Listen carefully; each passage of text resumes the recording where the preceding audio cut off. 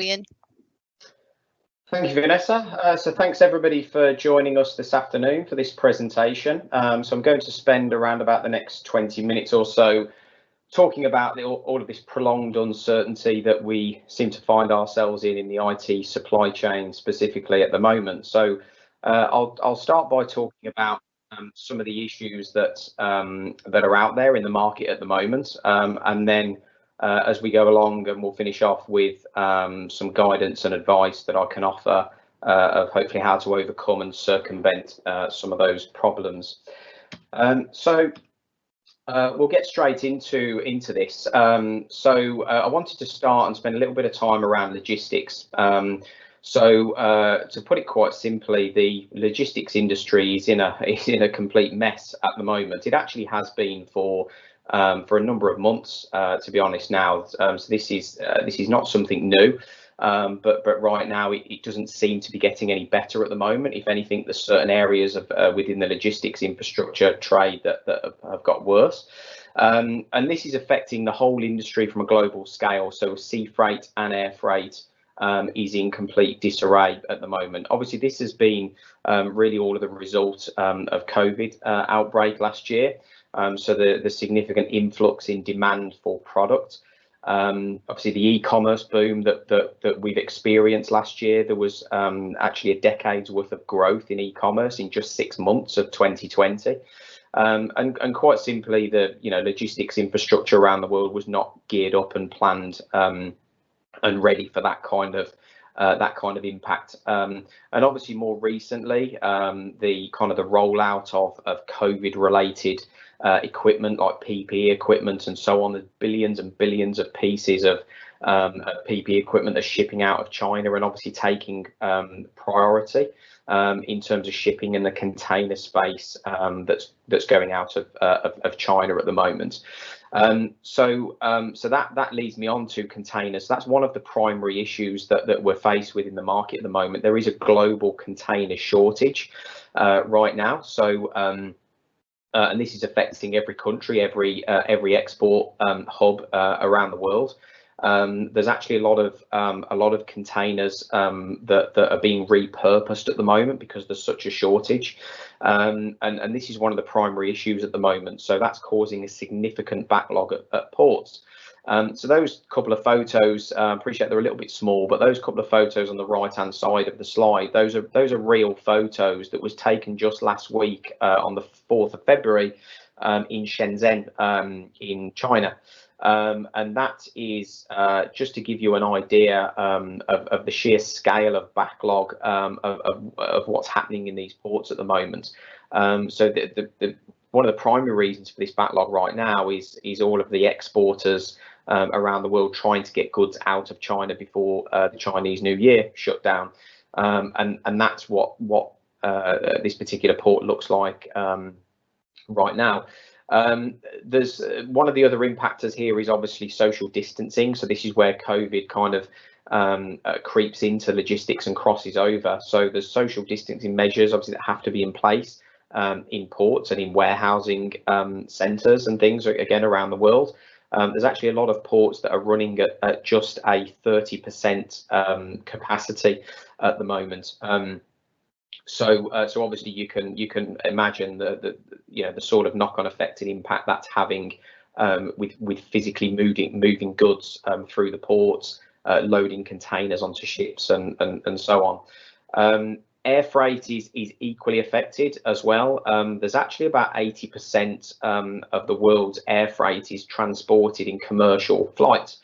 So all of the typical flights that you'll go on holidays and trips and things like this, 80% of those carry air freight. So obviously with the kind of the closures of borders and flights being grounded, which has been obviously the case for some time now, that's put a significant hole in the air freight industry. So it means that air freight is not as fluid and efficient as it used to be, and across the board is much more expensive as well because of the demand for that.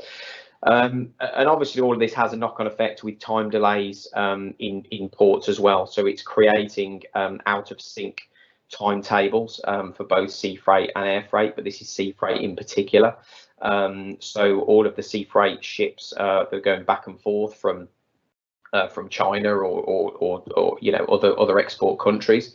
All of those ships are kind of out of sync in the timetables they should be working towards at the moment. So one of the things that's happening out there in China right now is they're reducing the number of blanked ships over the Chinese New Year period. So normally this time of year, obviously there's a big shutdown in China. And there would be quite a significant number of blanked ships. That's been reduced at the moment to try and bring those timetables back in sync, so that the ships are where they should be on the day that the timetable says. So the logistics industry is looking in terms of recovery at the moment. I've heard reports that it's going to be at least July until the logistics trade starts to recover. There's obviously no confirmations or guarantees of that at the moment, but that's kind of rumor at the moment. So it's not looking like to recover anytime soon, but I'm sure in the coming months we will start to see this get better. So moving on just to some other factors that are creating some of these product shortages out there in the market today as well. So COVID, as I just mentioned on that first slide, obviously that had a significant impact on the IT supply chain last year, with obviously the spike in demand for kind of core home working equipment like notebook computers, peripheral items like webcams and monitors and keyboards and mice and those kinds of products. And quite simply, the IT supply chain still hasn't recovered from that yet. There are certain categories that are in a much better state for sure. But then there are others that are still in quite a severe state in terms of constraints, and I'll talk about those on the next slide. So the Brexit, the dreaded B word. So we kind of all expected this a little bit as well once Brexit come into full force. So already this year we've started to see some delays at ports. Obviously there is not that free movement and transition of goods between the UK and other EU countries anymore. So there's been a hold up at ports with additional checks and processes that have to be run against goods that are being imported and exported to and from the UK. And the process of paperwork is one of those factors. So things like commercial invoicing and associated documentation is one of the contributing factors to that.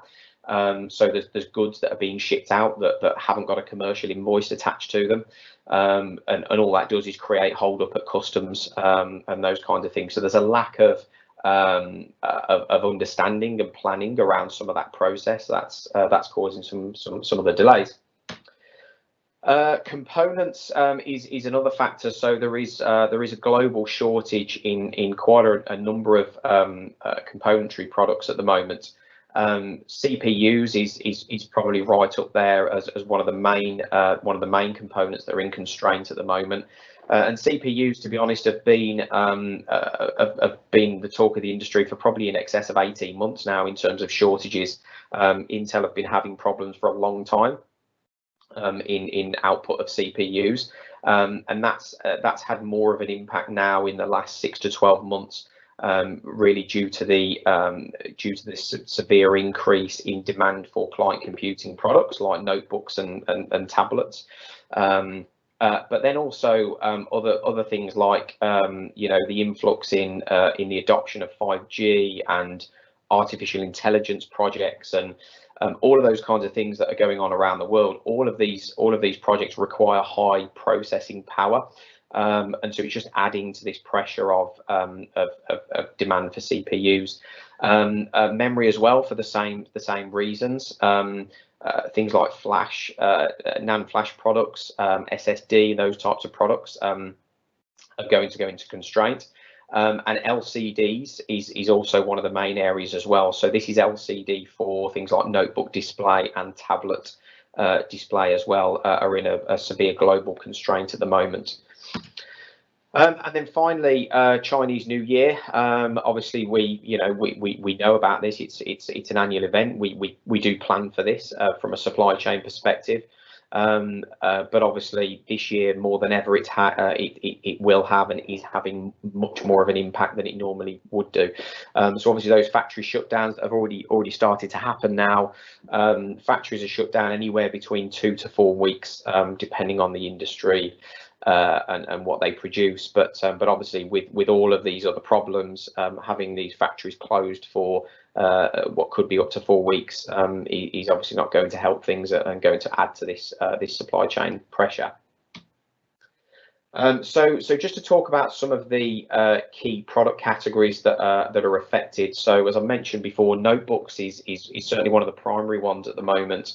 And this is more around the entry to mid-level notebooks. So anything really that's kind of sub £600 in value, specifically entry level. So kind of Core i3 devices. They've been in constraint for quite some time now, and that's one of the product areas in notebook PCs that's suffering the most. And then up to mid-level, kind of like the Core i5 256 gig SSD type of product is also facing that severe constraint. And then alongside that is Chromebook as well, and obviously that's with the increase in demand for homeschooling, or the school closures that's been in effect in recent weeks and months. There's been a huge influx in demand for Chromebook, and quite simply the tier one client computing vendors have been struggling to keep up with that demand. There's actually some of the vendors in the Chromebook market that are quoting in excess of a 20-week lead time at the moment for Chromebook. Second is web cameras. Probably no surprises there. Obviously, that's been a highly sought after peripheral item over the last 12 months. So many households have had a web camera, or maybe even 3 or 4 web cameras put into them. Obviously, that you've got some homes that have maybe 2 or 3 people working from home. Might have a couple of children schooling from home, and so just this demand for web cameras and to be online and to be visible has just gone through the roof this year and last year. So and quite simply, the vendors just cannot keep up with that level of demand, and that's struggling to get back to normal at the moment. Thirdly is print, for the same reasons as above. This is more around the home office inkjet type of products. So again, a lot of organisations are putting home office inkjet multifunction printers into the homes of their employees, and obviously that's seen an influx in ink cartridges as well. Obviously the people need to print at home now, so not printing in the office on lasers and using toner anymore. So ink cartridges seem to be in constraint in certain product lines as well. And then finally, memory, which I touched on the previous slide, DRAM and NAND in particular. Some of these product lines are in not too much of a bad state right now, but there's a significant prediction that these are going to move into an undersupply state very, very soon. So my advice is, if you have plans to upgrade equipment, then now is the time absolutely to go and buy these products before they go out of stock, or certainly increase in price. So on the point of price, this is really more of a personal opinion of mine to share with you at the moment, but it's an awareness piece to really look out for price hikes. At the moment, I'm already starting to see signs of some products and categories already facing some price increases. Obviously, the IT industry is extremely volatile under normal circumstances. Obviously, at the moment, it's even more volatile than normal. So prices, I believe, are going to increase in certain key product categories. Logistics is going to have an impact on that as well. So obviously all those constraints I was talking about on the first slide, the cost of shipping a container at the moment is anywhere between 2 to 4 times what it was about the same time last year. And quite simply, the IT vendors are not going to be able to sustain those levels of cost increases in delivery and logistics. So I'm certainly expecting those to be passed on, and I've actually already had notification from one of our distributors just the other day that they're putting a price increase into effect at the beginning of next month, purely because of the logistics industry at the moment. And then finally on this slide, just a point to be aware of is the grey market. I've seen a lot of examples in recent weeks and months around a lot of price gouging on IT products. And this is happening in the grey market, in sub-distribution markets. So these are suppliers who sit outside of the authorised IT supply chain, and they source goods from essentially anywhere in the world they can get their hands on them. So they're usually imported from, could be Europe, it could be the Far East, it could be from all sorts of areas, and they will sub-distribute those goods throughout the channel. And they will charge hugely inflated prices on them. Excuse me. So I've seen a lot of examples where margins on some of these core sought after products like notebooks, I've seen being sold out at over 50% margins. I've seen peripheral items like web cameras being sold at 80-90% margin. It's quite horrific out there what's happening at the moment. So it's just something to be aware of, and to do your due diligence from a price perspective. So to finish on some of my guidance and advice in terms of how to mitigate the risk in some of these issues that we're facing at the moment. So forecasting is really now more essential than really ever has been. My advice is to really go and engage with the key stakeholders within your organisation, and understand the strategic objectives within the business, and understand what technology you're going to need to fulfil those objectives. So really analyse what that demand is going to be. But more importantly, share those forecasts and share those plans with your suppliers. Don't keep them to yourselves. It's really, really important you share and communicate those with your suppliers. What that means is your suppliers can take that information up the supply chain directly to the vendors, and that communication can get back to the factories, and that helps the factory understand the number of products that's in demand and how many they need to produce to fulfill the demand. So the more of that sharing of forecast happens, the better. But really focus on Q2 and beyond. Look at your plans for the next 12 months. Don't focus on the now. Look at what you need over the next 12 months. Really, really plan ahead on that. Don't really focus on Q1 now. Q1, quite simply, you probably already missed the boat for Q1 supply now in certain product lines. So really look at Q2 and beyond moving forward. Work on a just-in-time basis, and work with suppliers that can be really flexible with you. So what I mean by that is stock is king at the moment. So work with suppliers who can offer you warehousing and have their own logistics infrastructure. They can offer you bonded storage on product, and can work with you on scheduled rollouts and deployments of your projects. That's really, really important at the moment. Stock is king. It's really, really important to get on top of those shortages and warehouse those goods with your suppliers. There are a lot of resellers out there who don't have their own warehouses. So my advice is start to align and partner with the ones that do, because that's going to help you from a stock supply perspective. I would certainly say over provision on your demand at the moment as well. So whatever you think you need, maybe add 10, even 20% to it. That might sound a little bit drastic. But actually it's going to put you in a far stronger position to be able to meet the demands and needs and challenges that you might face further down the line this year with stock supply. Seek assurances from your suppliers as well, so make sure you're asking questions.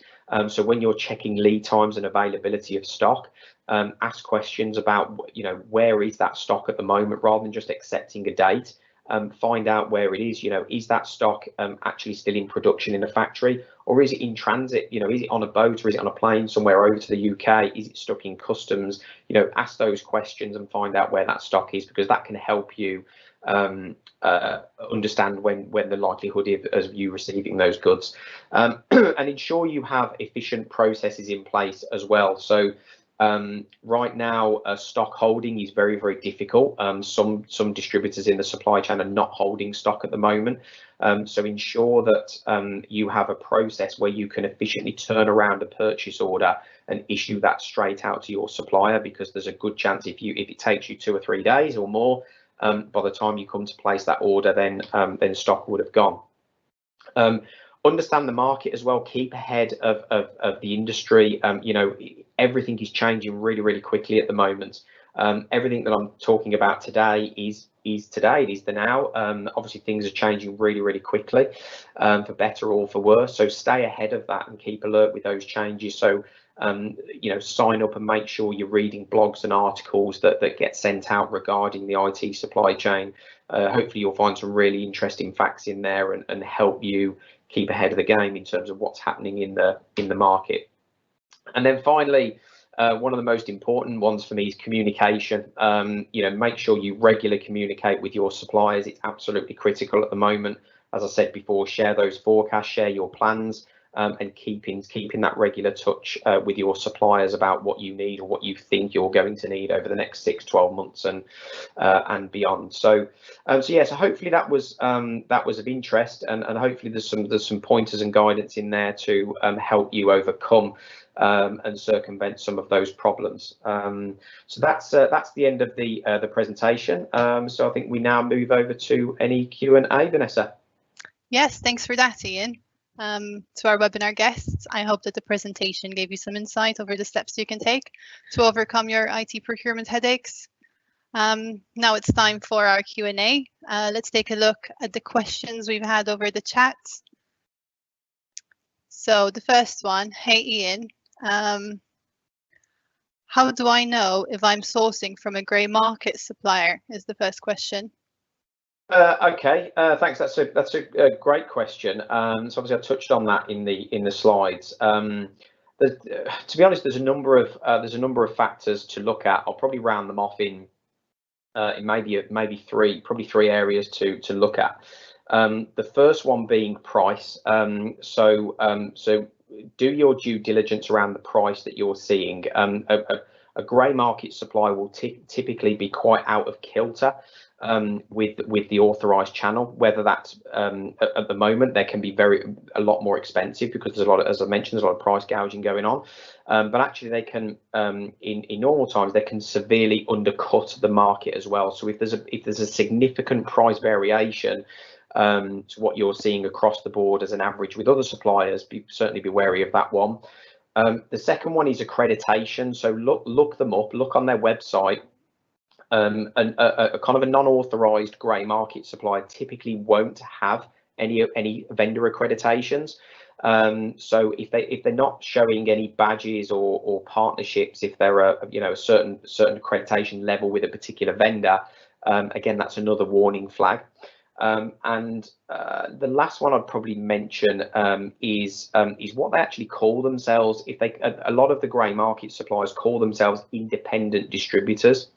And if you see them call themselves that in there, look at the About Us page or something on their website, and if they use that term, an independent distributor, then there's a very, very high probability they're a grey market supplier and not authorised in the supply chain. So yeah, those are probably the main points I would say to look out for. Thanks, Ian. We have another question from Kelly. She says, we have been struggling a lot with securing stock at a good price. Do you have any advice on the best way to keep up to date with stock availability? Yeah, so stock, obviously, as I've said, is extremely volatile. Probably in all my years in this industry, I've never known anything like this from a stock volatility perspective. ProBrand ourselves, I mean, we offer our own online IT procurement marketplace platform. And we have live FTP data links in place with the UK authorized distribution channel. That system actually gets updated and checked every 5 minutes throughout the day for the latest stock availability. So I won't go into any more detail right now, but we can certainly talk afterwards and offline about that. It's completely free to register. Feel free to check it out. That's certainly one of the key ways I can advise you. Secondly, would be around really the point I mentioned around keeping update with the market. So look at kind of blogs and articles in the market at the moment around what's happening out there, and use that as a mechanism to try and keep ahead of stock availability as well. Thanks, Ian. We're going to have to come to a close now. So thank you everyone for all of your questions and for joining us today. We'll be sharing an email with a copy of the presentation and the video of the webinar to all of the guests who've joined us today. If you have any questions or need anything explaining further, then please do not hesitate to give us a call on 0808 501 6389. That's 0808 501 6389. Thank you.